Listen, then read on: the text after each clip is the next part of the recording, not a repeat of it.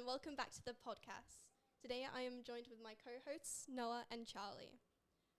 I'd like to thank everyone for watching our first episode, and now today we are going to be joined by a guest. The concept behind the podcast is that we are going to be interviewing past, present and future IB students. And within these people that we are interviewing, we want to look for the IB learner attributes. These attributes are inquirers, knowledgeable, thinkers, communicators, principled, open-minded, caring, risk-takers, balanced, and reflective. For our person that we're interviewing today, we will be looking at the balanced attribute. On today's episode, we are joined with Mehedi. Mehedi is a second-year IB student and is our fellow classmate.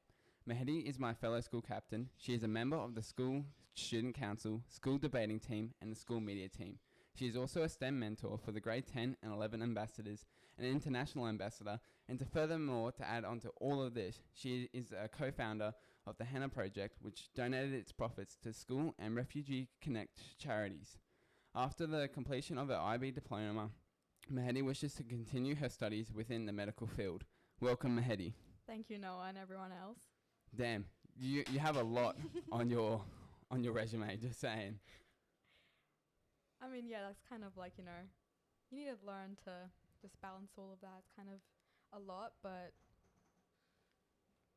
Do you enjoy doing all of your activities that you have on your resume? Oh, yeah, like there's definitely some that I enjoy more than the others, but they all like kind of just add to everything. It's they've kind of become like a part of me now. Yeah, I think we'll get into this a little bit more later on. I'm very interested in one of your activities that you've done, but we'll talk about it a bit later on. Alrighty, we're going to move on to our next segment. Updates of the week. Something big has happened just recently with all of us.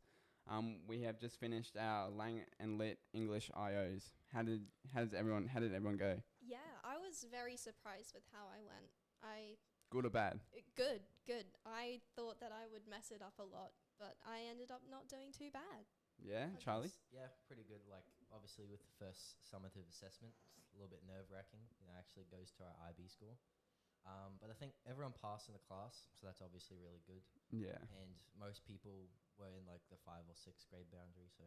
Yeah, I think, I'm with you, Jess. I'm really surprised myself.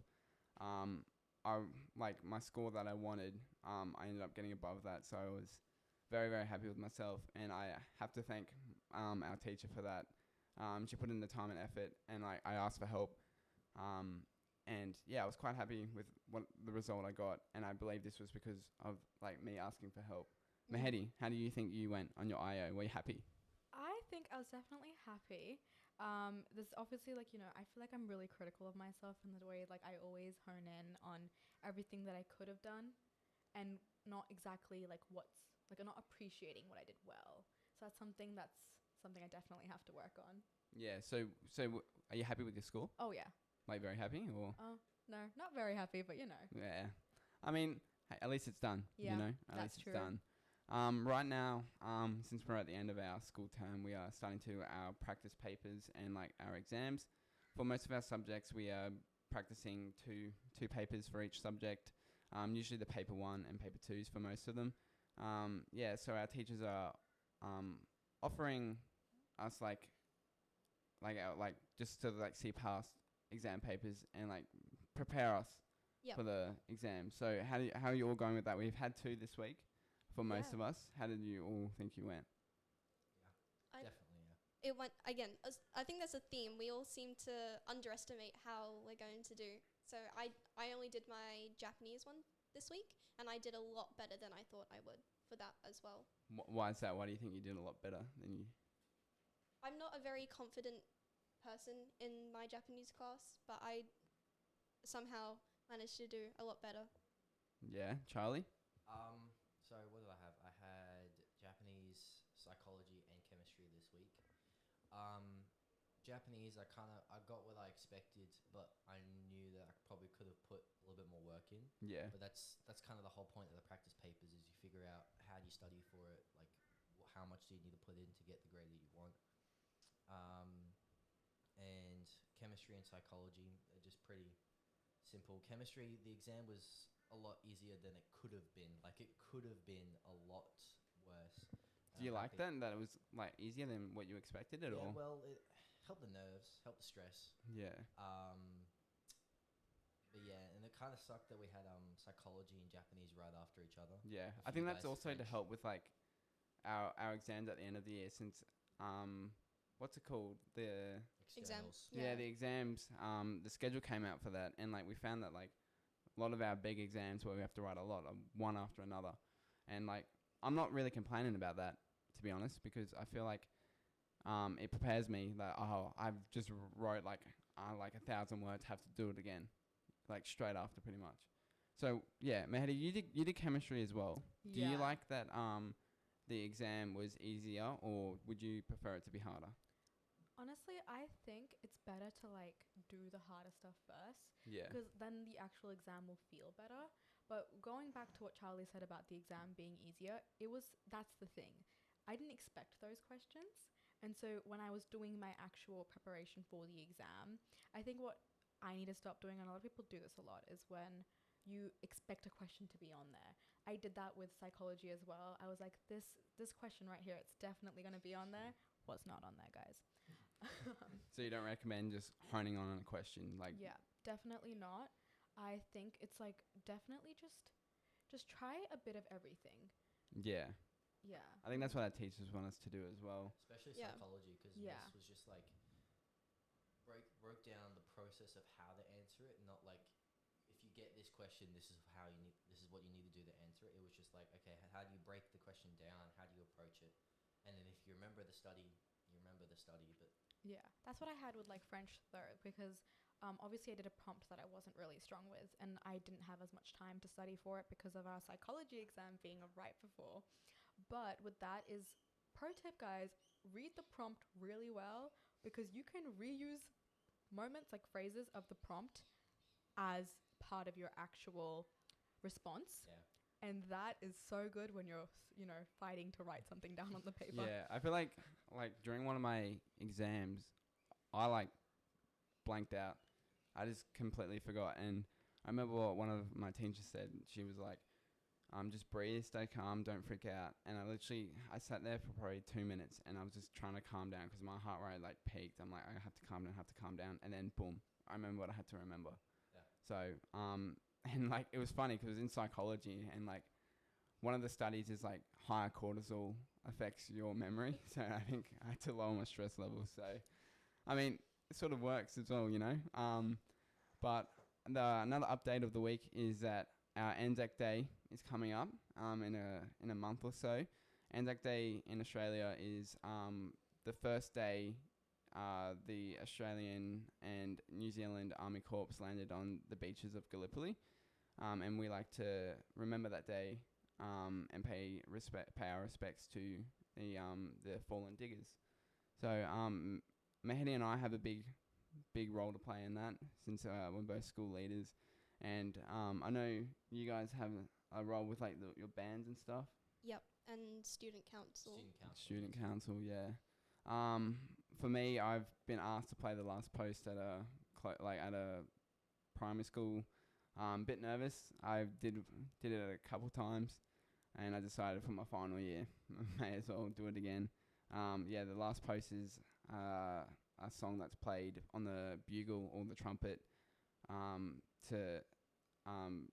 usually in the morning, wasn't it? I don't really know the proper backstory, but I'm pretty sure it's in the morning to wake them all up, and it's to also pay respect to the fallen soldiers as well. And yeah, I'm extremely honoured to play that and represent my school doing that as well. So yeah. So now we're going to move on to our next segment, the global news and Australian news. For us in Australia, it's a big time right now. The Australian Grand Prix, the F1 is in Melbourne. We're all excited. Mehedi, I can see you nodding over there. What's happening? Oh, Grand Prix. I really wanted to go, but obviously with our schedules, it's not as possible, considering that I did go to Sydney to see Taylor Swift during this term. We were talking about that last Yeah. episode, so you're one of the people that left, yeah? Yeah, so going to Melbourne to go see the Grand Prix wasn't one of the options for twice in a term. But yeah, my dad did go to Melbourne, and he's seeing the Grand Prix, and I'm very jealous. Have you gotten photos yet? A billion, and it makes me mad. Yeah. Are you a bit of an F1 fan or? Oh yeah. Yeah. Yeah. I think Charlie and I. Yeah. Yeah. I remember after like every Grand Prix, usually like it happened like in the morning of Monday. Obviously because of the time zones and stuff, and we literally just analyze the race on our way to home group every single time. And I think we still do that now. We're a big Daniel Ricciardo fans, obviously, because we're in Australia, as well as Oscar Piastri. We're cheering for them both. And like I feel like this is the first time I actually get to watch a race live because like of like the time zones and stuff. Yeah. Because It's no matter what, it's either 3 a.m. or like 2 a.m. It's never in a time where you could actually watch it. yeah, one of the disadvantages of being in Australia, you feel quite distant from the rest of the world. Oh yeah.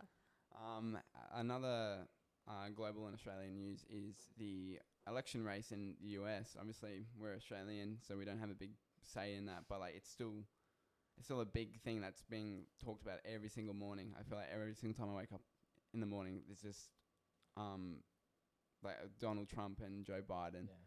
It's a very influential country, like, on the world, so that decision will have an impact on the rest of the Yeah, world. definitely. Yeah. Like, obviously, we have a friend in our class who is American, and she's like talking about how politics here in Australia differs like drastically from in the US, and I just think that's crazy, to be honest. Like, and just how like like you have to vote, like you don't have to vote. Sorry. Yeah. I feel like in Australia it's like necessary to vote. You have You to get vote. fined if you don't vote. Yeah. Yeah, that's crazy. But also, like, the Americans, they make it their identity, like, who they're voting for. And if you, like, I think that's what our classmate was saying, that if you walking along the street and you meet someone who's on the opposing party, like, all hell breaks loose. Yeah, and I feel like in That's Australia, wild. in Australia it's like, oh, that's okay. You don't really care Yeah. that much. What do you think about that, Mehedi? I feel like it's not like as big of a deal. It's nowhere near as big of a deal. Like when you ask someone who actually has the ability to vote, a lot of the times I've actually had people be like, "Oh, I'm not sure. I just voted for someone," which is really crazy compared to like America, where it's like people are on the streets being like, "Are you a Trump supporter or are you a Biden supporter?" And Yeah. and then that video gets posted, and it's like people who are like, "Oh, I can't believe you're a Trump supporter. I can't believe you're a Biden supporter," or like, "The only real answer, guys, is neither." Neither. Fair enough. Like as you said before, like I had a friend who's recently turned 18, and he went to the polls for our recent like mayoral election, and he said, I'm like, who did you vote for? And he goes, oh, I just looked at the name, and the name that seemed most appealing to me I ticked one for. So yeah, I feel like I think that shows how politics is like different around the world, and and I feel like it's whatever decisions made in like politics and stuff still has, as you said before, Charlie, affects the whole world, especially a country like America. So yeah, so now we're gonna move on to the bit that you have all been waiting for, is the questions, where we're gonna ask Mehedi some questions, specifically about staying balanced. Jess, do you want to take it away with the first question? Of course. All right, Mehedi. I'm Um, kind of scared, guys. You guys have You'll be built fine. this. You have Fine. nothing to You guys be have scared built of, this Mehedi. up a lot because I don't know if you guys know this, but they have hidden the questions from me, and I have been after them to tell me what they are because We just want to get your Raw raw answers. Raw answers. answers. Yeah. All right. So the first question that we'll be asking is, what is your daily schedule like, and how do you find free time for yourself? I'd say like my daily schedule is actually like crazy. Crazy. Crazy. I can believe that. But I think like the only thing that's getting me through is a calendar. The Like, calendar. A calendar. So this is really helpful, guys. Have a group calendar. So our friends, we have a group calendar, and so there's like everything's color coded. The actual calendar was because we wanted to hang out with each other, so we would want to see like what time everyone was free. But we started adding to the calendar, and we started adding like exams, meetings, events, where we're going, work, everything, and then we realized we have no free time. But the point is, like, you make the free time. You find that free time, because if you don't, you're going to find it really hard to do IB. But that's, like, the whole journey of learning how to find the free time. And it's actually really useful for university and just, like, real life. Yeah, so how like do you find free time? Do you like obviously there's so much to do But how do you like sometimes not do certain activities and stuff to like, I need this time for myself, or? Oh yeah, I definitely think you have to allocate. Like after a certain point, like you can't just be hammering down and sitting down and just constantly consumed in your bubble of study, because that's not healthy. Yeah. That's you're not going to learn anything. You're not going to be happy about it. But like that alone time, just like sit down, and even if it's like watch a movie, read a book, go out. Sometimes working can be like that relief from school. Oh, so you have a job. Yeah, I have a job. Okay. Is it retail or what? Retail. Retail. Retail. It's actually I work at a pharmacy company, which is really beneficial for me because I want to go into medicine, as Noah mentioned. Yeah. But yeah, it actually like just helps me understand that I actually don't want to be a pharmacist. Yeah. Yeah, because that was one of my backup options. But yeah, it actually like it's really beneficial to do a job that actually is something you could see yourself doing. Yeah, and like by having a job, like that face-to-face contact with people that you usually wouldn't talk to as well. Yeah. I'm employed at a retail store as well, and like I've like talked to people that I wouldn't like normally talk to, and it's just like you learn so much, and like everyone's different like perspectives of everything. Yeah, I think you learn how to socialize. Yeah, Oh, definitely. Very definitely. easily, and it's just how to strike up a conversation with a random stranger. Yeah, so you like your daily schedule, as you summarized, was crazy, but you recommended a calendar and Yeah. doing and finding free time for yourself by doing stuff that you enjoy. Would you Yeah. say? I mean, yeah, like I would say like studying every week or just making like just doing something that's related to school for every subject every week isn't necessary, but what's necessary is to make sure that you do it at some point, like to know when you want to do something and setting goals. Like Yeah. I want this done by this time so that I can meet this goal. Alrighty. Another question I want to ask: has there ever been a time where it has been too much, and if so, what have you done? That's actually really a good question because there's been so many times. I think with that is just like, sometimes a lot of IB students do this is you have to learn how to say no. No is a full sentence, guys. You have to learn how to say no. I still haven't learned that, but it's a work in progress. I've sometimes it's just there's too many things, and even if you list them out, they just it's like, oh, I have this and I have this, but I think you just need to start somewhere, like chip at it even.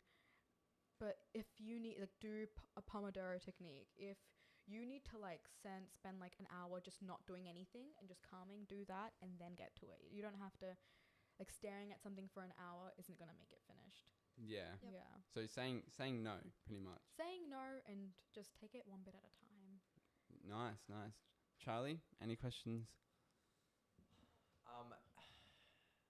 How do you manage to juggle all your extracurricular activities, and how do you say no when you're presented extracurriculars? Ooh, that's a good question. That is a really good question. I'm actually struggling with that right now. What are the extracurriculars that you do, Mehedi? I think Noah mentioned these because I actually had to list them down to tell Noah. Yeah. I am in the yearbook committee, for which I have to take photos, plan and design them.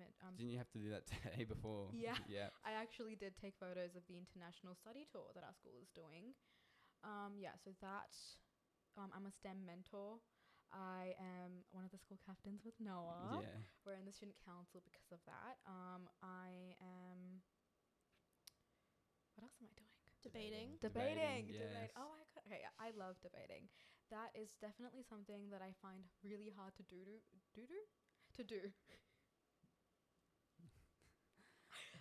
With debating, I think it's really beneficial because it makes you so confident. Like it helps you so much just to regulate the stress. But I've had to say no to a lot of debates because they're just on days that aren't suitable, or Even though you really like. I love it. Yeah. But there's exams, there's work, so it's just deciding what events are important to go to. Obviously you have to space it out. You have to give a sufficient amount of time and commitment to each of the activities that you do because you've said yes to doing them. And that's the thing about being responsible about what you've agreed to do, because you don't want to not be fully committed or not be fully determined. So I think just with saying no, you have to make sacrifices, but there are some sacrifices that are worth it in the long run. Well said. do you have any advice for IB students who may be finding it hard to balance their IB and their extracurricular commitments? Prioritize what you like to do, what you love to do, and what you need to do. Yeah. So say that again. Prioritize what you like to do, what you love to do, and what you need to do. There's a bit of a rhyme to that. Yeah. There's things that you like, but you may not love them.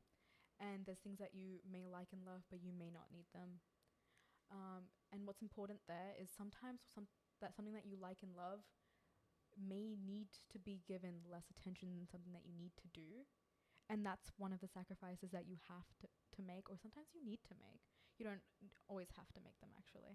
But I would just say that try to figure out what you want to do, and that will help you decide on what you need to do. These are really good answers. Yeah. All right, Jess, do you have any questions for Mehedi? Yeah. How does your cultural background influence the way you experience the IB? Oh, I love this question. Okay, there's so much to unpack here, guys. Okay, so as you guys know, I am not born here. I'm born in India. But with that, like, I know multiple languages, some of them fluently, some of them not. But I think with that is it provides you with this whole different perspective of the IB. Like, because of that, I want to travel. I want to maybe study in another country, which is one of the reasons I'm doing the UCAT medical exam, which is it's eligible for the UK. So UK med school might be seeing me. Who knows? Hopefully. Yeah, but I honestly don't even know about that. But I think what is that with IB, it actually helps you incorporate your culture into your studies.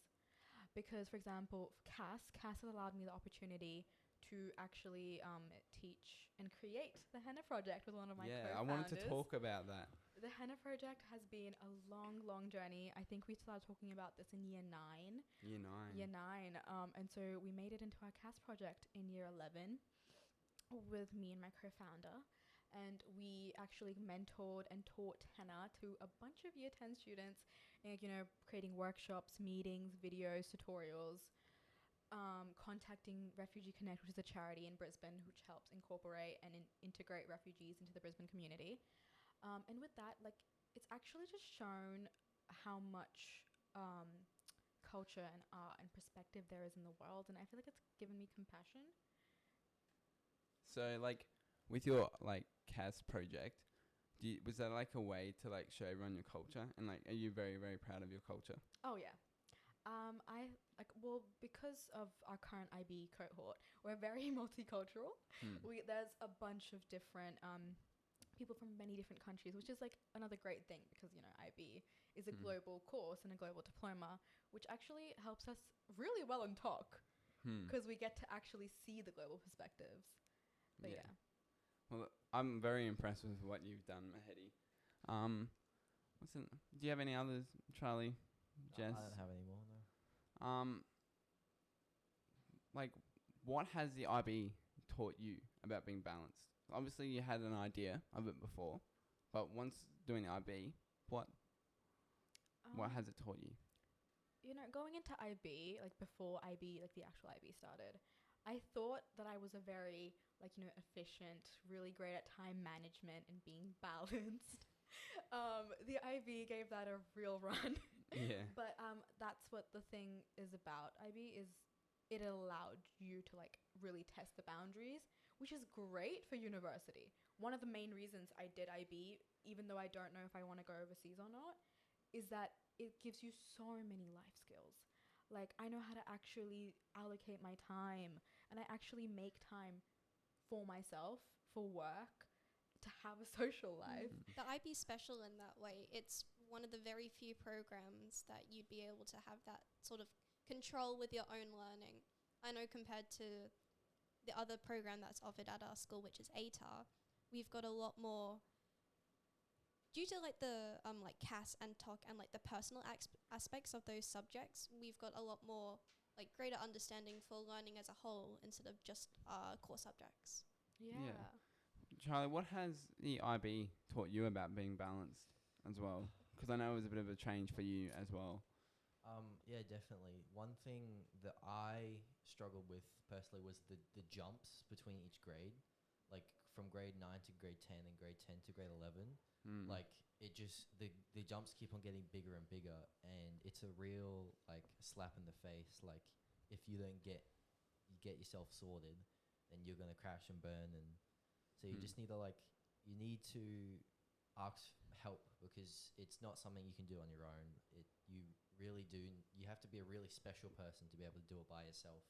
And it takes those extra people, whether it's your family, your friends, your teachers. You need that, because they can teach you stuff that you will never learn by yourself until you're like 50 years old. I feel like for me, I've learned a lot about being balanced. I used to just wing things, like, oh, that'll be right, and it came to one of my first exams, like one of the first practice exams in the IB, and I was like, and I didn't get the mark I wanted to, and it was a bit of a shock, and then the next one came, and it wasn't as good as I wanted it to be as well. Again, it was another big shock, because like I was still in like the mindset when I first joined IB in like our pre-IB year. I came off like getting straight A's, and that was pretty easy for me. And then I came into IB and I got like my first 3 exam marks back, and it was like nothing that I wanted. And it all came down to, because I wasn't prioritizing. I was just favoring like my sport and like my music over my schoolwork, and it was a big wake up call. And I'm thankful that it was before the start of IB, before the first year. It was a pre-year, and it gave me a bit of a wake up call there. And it just shows how it's like very essential, and like especially with CAS, by them having that like creativity, activity, and service, I think it makes you a balanced individual. Because right now, in the middle of this year, I'll be going to Vanuatu to help with the kids who don't have access to libraries. And I feel like if I wasn't doing IB, I probably wouldn't do that. Yep. It probably wouldn't be in my best interest. But like learning about other people's cultures and helping other people because of the IB, specifically with CAS and stuff, I feel like it's just opened my horizon. And now, like I'm like you, Mehedi, I want to travel when I finish as well. So yeah, I'm very thankful that I took this course. Definitely, it changes you and your perspective. Like, I think that probably many people would think, I'm just going to stay in Australia, like I'm going to do this thing, and then you get all these different perspectives, and like, you know what, I want to see that person, not just through this person, but through the whole culture. And that's definitely something for me, is that I would have never considered going and studying in Europe, and now I'm like, you know what, that's definitely an option for me. Yeah, the IB, as I said before, like broadens our horizons on the world.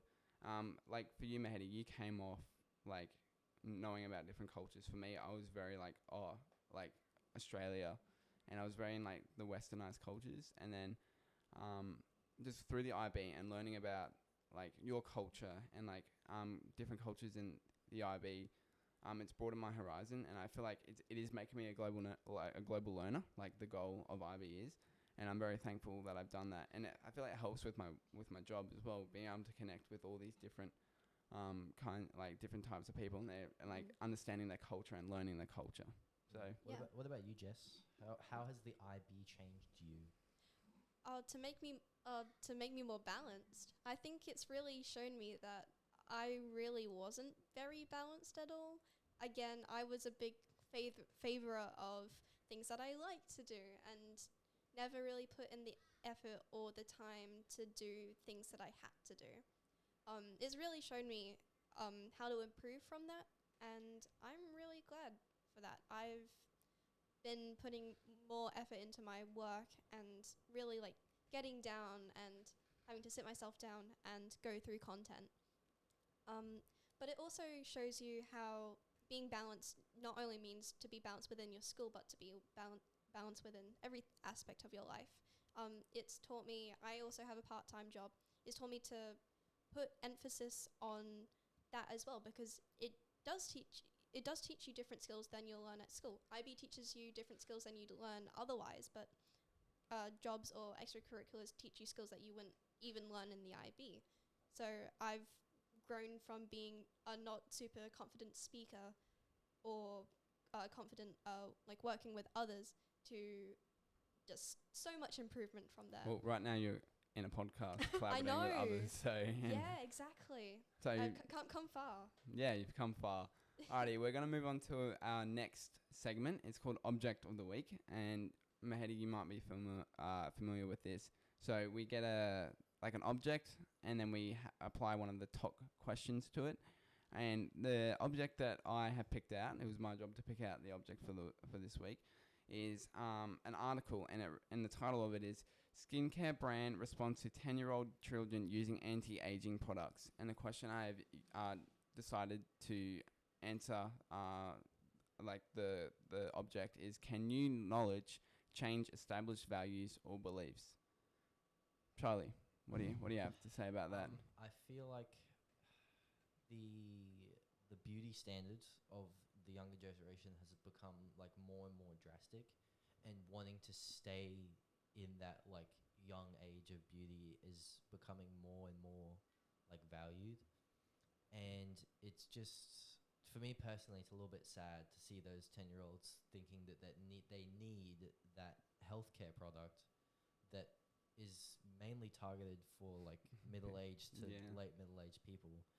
And it like begs the question, like, how are they getting those ideas that that's a good idea? Like, is that through the media, through the stuff they watch, their parents? Like, what is making them think like that? And if we can kind of figure out what that is, then we might be able to solve that problem. So you're suggesting that the media might change especially Yeah. with technology being like, those 10-year-olds that's probably one of the first generations that had like advanced technology from the day they were born. Yeah, Yeah. so And it affects them the 2014 most. is when 10-year-olds Yeah. would have been born now. So Wow. Yeah, Yeah. so that it makes us Wasn't sound great really old now. Yeah, we're pretty old, guys. What do you think about that, Mehedi? Well, considering I work in a pharmacy which does sell a lot of skincare products, and I see a lot of like retinol. So retinol is an anti-aging product, which generally people who are like way older than 10 Yeah. are buying to get rid of their wrinkles and stuff. And I see 10-year-olds buying them, and I've like, I think it's a lot to do with the society standards, and a lot to do with like media technology being so advanced when they were born. And with the question, can new knowledge change established values or belief? I think this, like, if someone saw a 10-year-old in the aisle buying some skincare product and it was anti-aging, maybe they wouldn't think too much of it. But the fact that they're 10 definitely like adds to the idea that like, whoa, like. Have you ever sold like an anti-aging product to a 10-year-old? Oh yeah. How has it made you feel? Really odd, because I don't use anti-aging products yet, Yeah. and I am a whole lot of years older than 10. I don't know. And I think to me it's scary. Like 10 years of age already want like using anti-aging products. What would happen in like a couple years time? It feels like media's almost made it that like people don't want to age ever.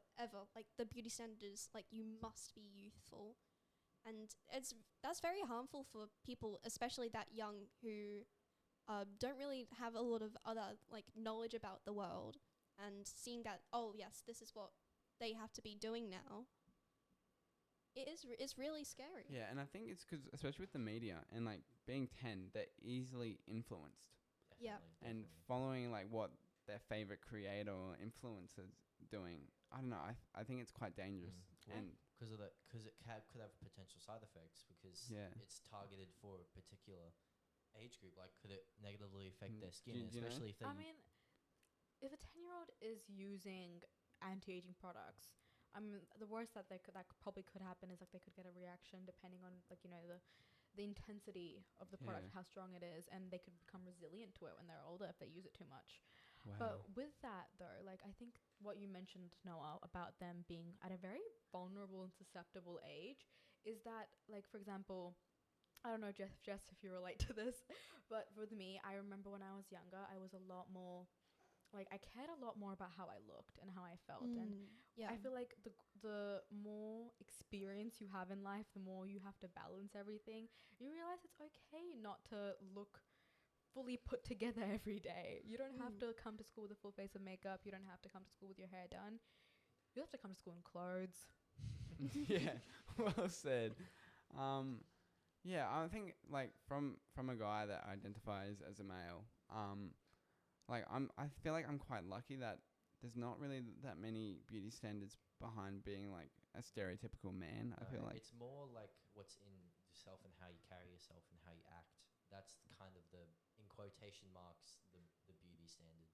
yeah. So continuing on from this, I think it's shows how like the media is like has strong influence on these people, especially like the young children.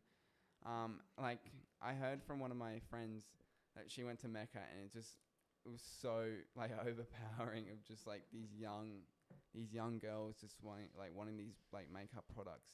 Like at 10, I don't know, I was playing with dirt at 10 to be Yeah. totally honest. I was making mud pots. Yeah. Yeah. Not worrying about like what people thought about me, Yeah. you know? Well, it's because I think that the effect of the media is the amount of time that they're spending on it. Because I think we could pull up our screen times, but it's Ooh, probably let's not. probably Yeah. a couple of hours every day, and that's with our busy lives, right? Imagine a 10-year-old who all they have to concern about is doing their times tables. Homework. Yeah, and then they spend all their time on their iPad or whatever. Yeah, I don't know. iPad Kids. I'm like, it makes me question what is it going to be like in a couple years time. Honestly, with that, like, I remember being to Sephora one time and I saw a 10-year-old throwing a little bit of a tantrum with her mum, being like, I want this drunk elephant product. And the product was actually like $75. Wow. And I was like, I'm like so much older and I would not spend $75. One, because I don't have $75. And two, because you're just way too young.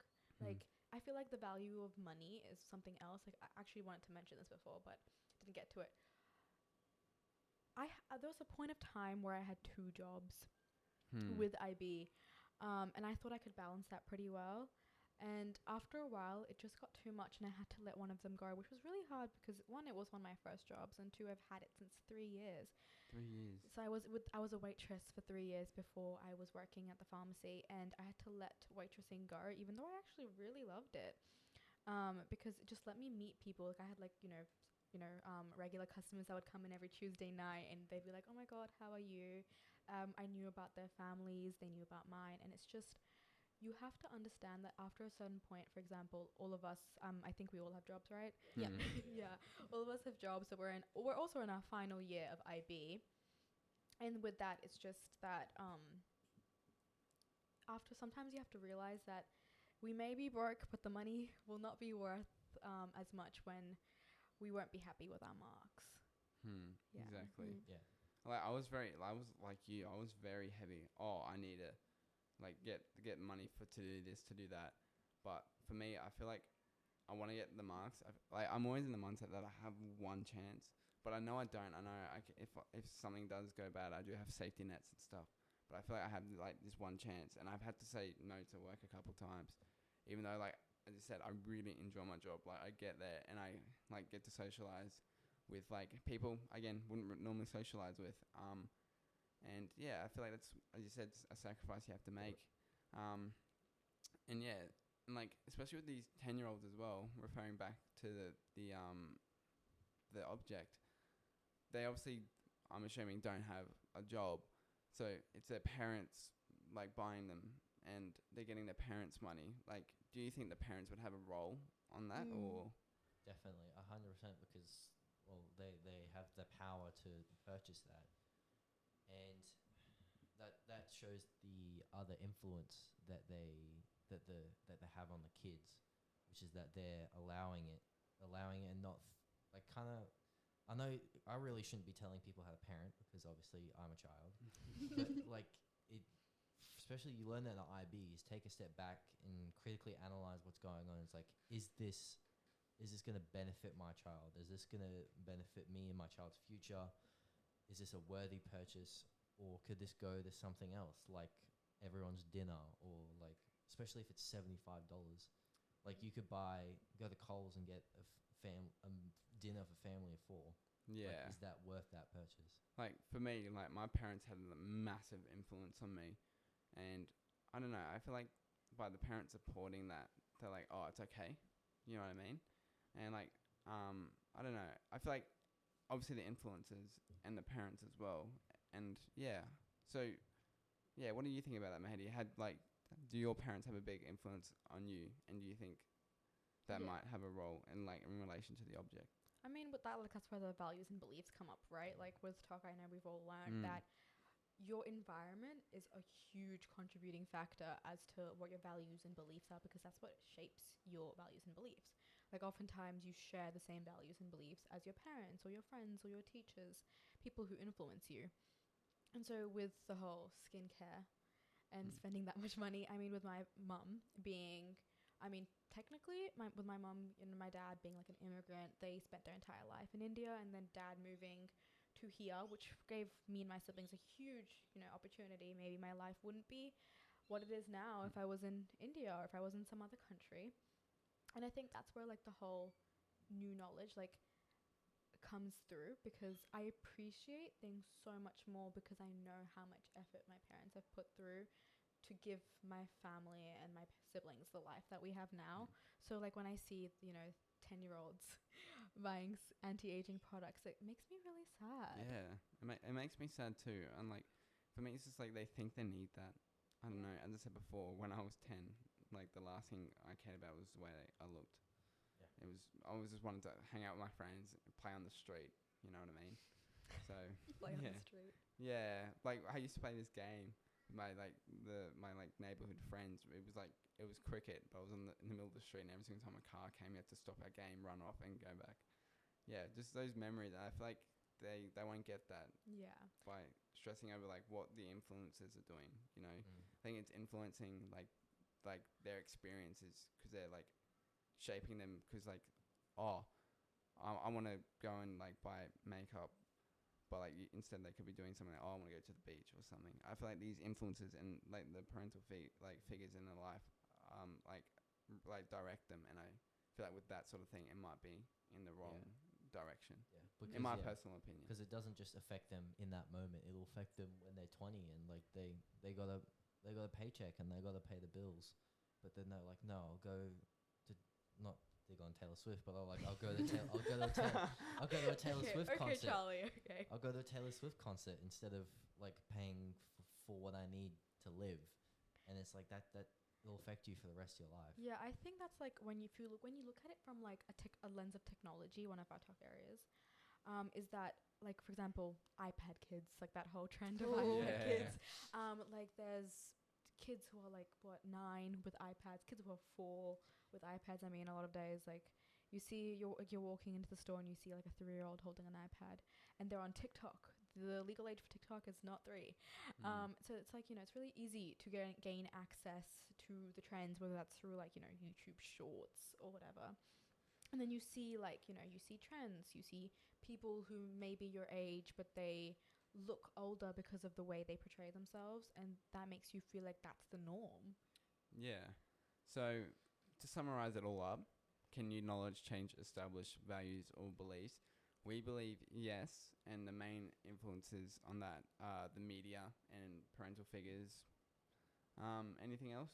That's what that's what we discussed. So this will conclude the end of our podcast. Thank you so much for coming on, Mehedi. You provide some very insightful information, especially when it comes to being balanced. Your main point was saying no and prioritizing what you like. Yeah, I would definitely say with balanced, learn to say no, and it's going to be hard, but just start somewhere.